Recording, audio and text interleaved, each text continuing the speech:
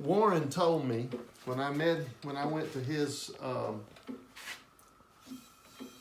studio, he was using one, and that's the one I asked him, do you mind if I sit behind your wheel? And so I got a picture behind Warren's wheel. And the reason that he used them is because at the Leach Pottery in England, they had a fellow there who had designed this, and they got a maker of, I guess they were making parts for ship joinery, called Woodley's. And I'll show you this one's got the little Woodley's emblem on it. It says Devon, England. And I asked Warren about it, because he said we use these Leach wheels at the Leach Pottery, and I like them, and that's what I was used to, and that's what I wanted to teach with. And he said, so we had them, a bunch of them shipped over here.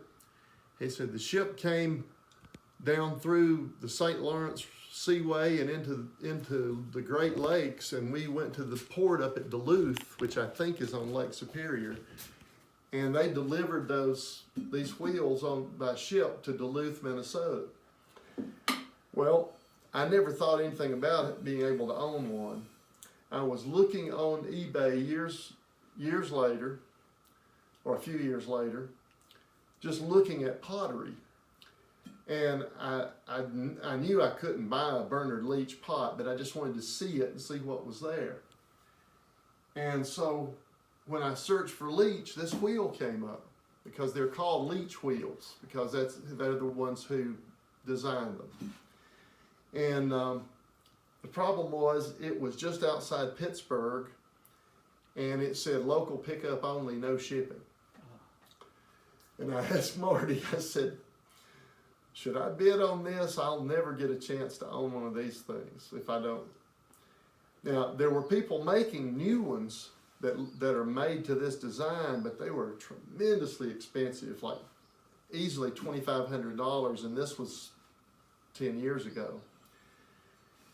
And this potter in Washington, Pennsylvania had this for sale. I ended up being the only one. She said, if it means that much to you, school's about to be out, you can go up there and get it.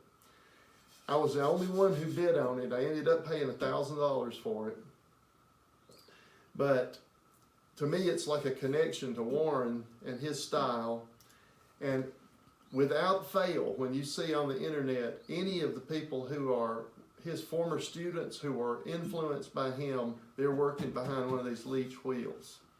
And I do intend to try to use it more.